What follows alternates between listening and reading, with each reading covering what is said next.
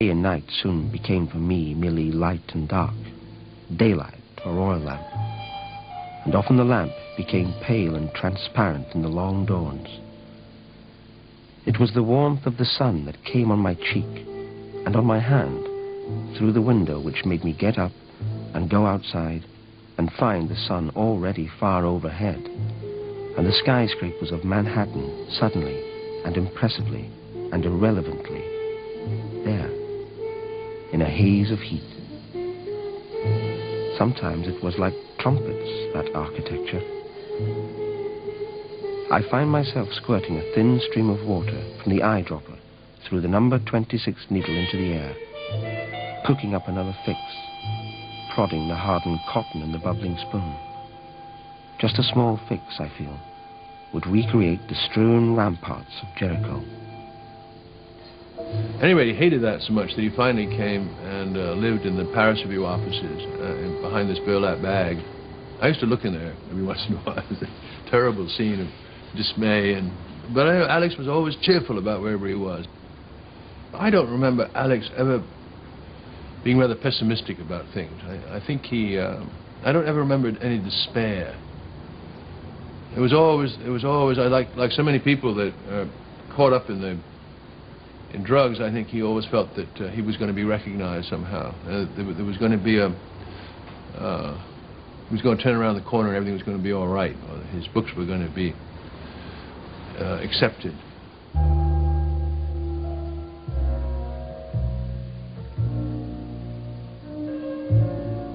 True, I've been married twice, and this may lead people to suppose I'm a believer in marriage.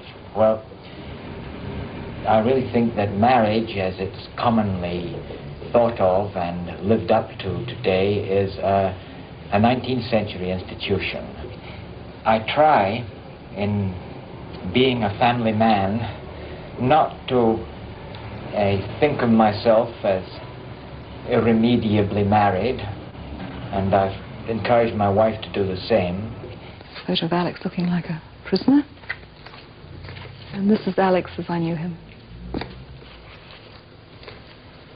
This is a picture of Alex and me in the long grass on one of the picnics I used to drag him off on. This is a very typical photo of Alex. I mean, he often had his hand on his head.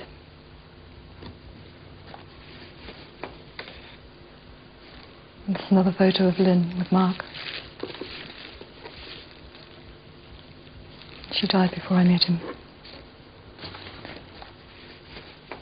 I don't remember where Lynn came from, but I do remember that she was a absolutely startling beauty. She had one of those fragile faces, sort of childlike. She was sort of a child person, I always thought, but extravagantly beautiful. And what made it so tragic was that she married Alex at a time when Alex had begun this descent caused by drugs. Seaver made the writing of Kane's book one of the things that Alex could do to get money for the next fix. Seaver said to him, you know, every time you turn in X number of pages, you will get X amount of dollars. And so for Alex, this became simply one more way of raising money to get heroin.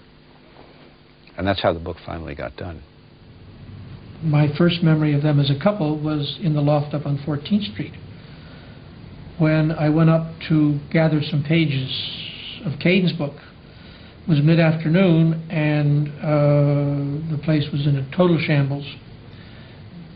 Needles all over the place, beds unmade, both Lynn and Alex sitting in a chair looking as though they were staring into space forever. And I realized that Lynn already was, was a lost soul. And then they had this child, of course, which made it even more poignant. So you had all these, you weighed all these things when he would appear at your door and ask for money for milk for the child. Of course, you'd empty your wallet, but you knew darn well it wasn't going to the child. And so he became a utterly tragic and hopeless and He didn't want to really answer the door when he heard a knock very late at night. He'd come very late at night. You'd say, "Oh God, it's Alex," and you'd get up, and sure enough, it would be. And your heart bled for him, but it was such a terrible shame.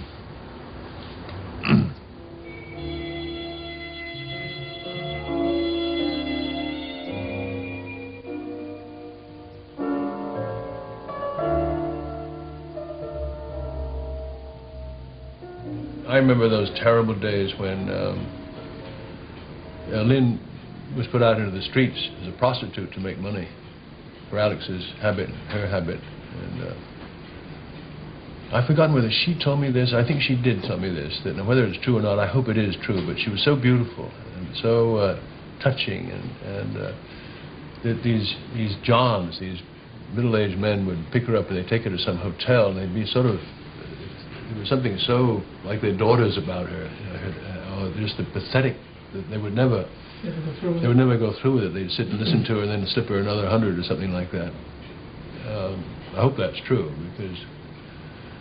but that was awful to think of Alex letting her do that. He dismissed that as bourgeois morality. When one would approach him for that peccadillo, he would say, "That's you're judging by standards that are not mine." Yeah, the first time it happened that I recall was he was actually proud of it. He said, "I've just cooled out a bust with the fuzz." Just what? Cooled out a bust with the fuzz by having Lynn turn a trick with the arresting officers. With the arresting officers? Yeah. Wow. And, you know, he thought that was an ultra-hip thing to do.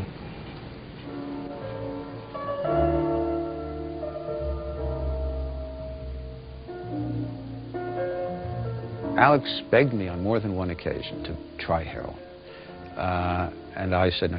He gave up, but there were plenty of weak-willed people, including some of the women he was involved with, who he turned into junkies. Heroin became the focus of all his anarchistic existentialist objections to the powers that be, and anything he could do to promote it, he did.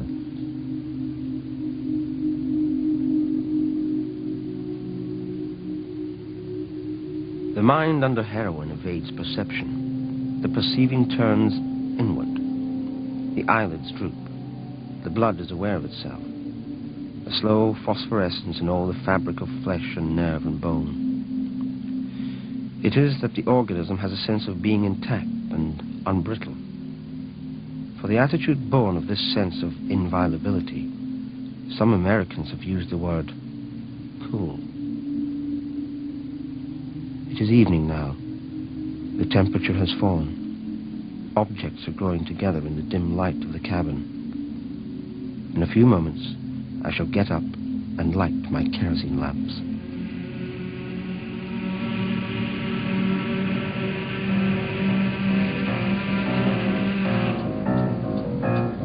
Kane's book is the book of a pursued person.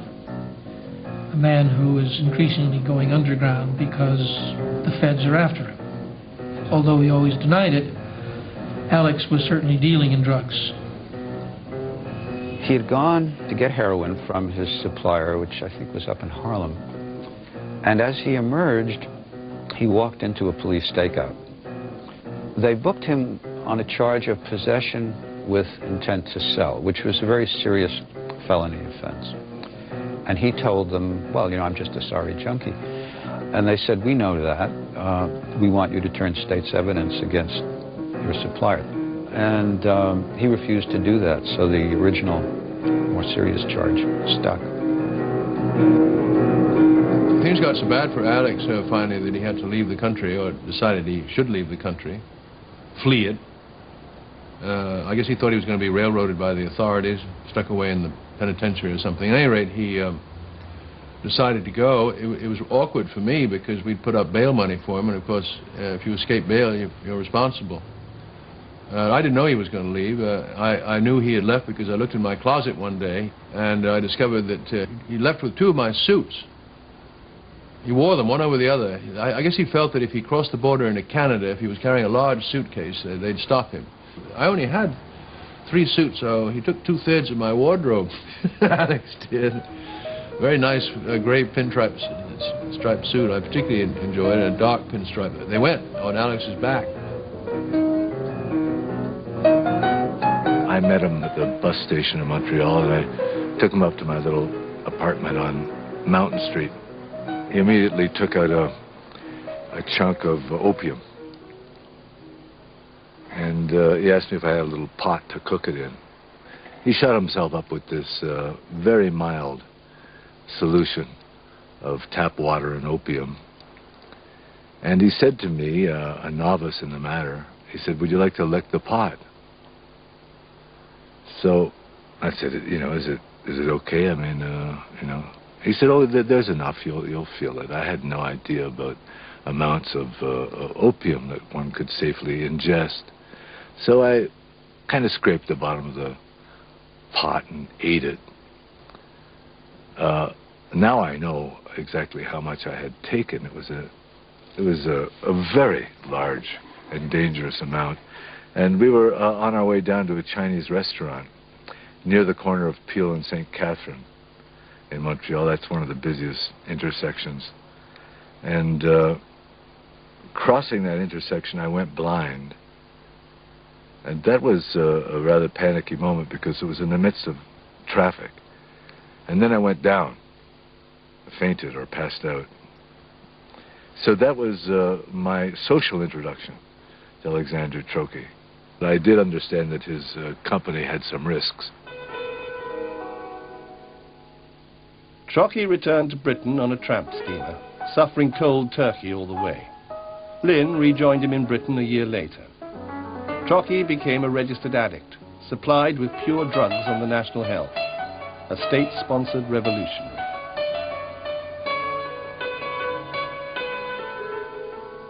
Well, I was on heroin too.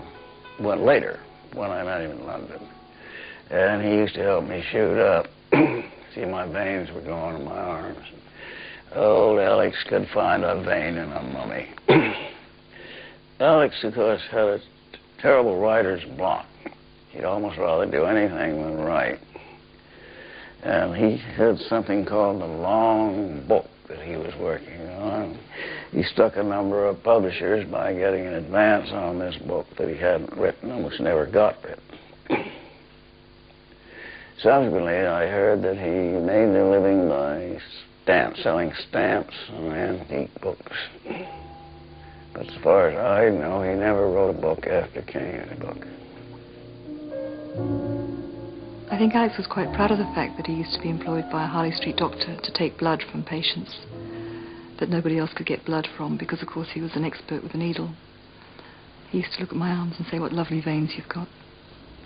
But the other way he used to make money was to rewrite his manuscripts in longhand and sell them as the original to various buyers. He collected such things. Alex Trocchi never wrote another book. He died of pneumonia in 1984, aged 59. His surviving son, Nick, committed suicide 6 months later.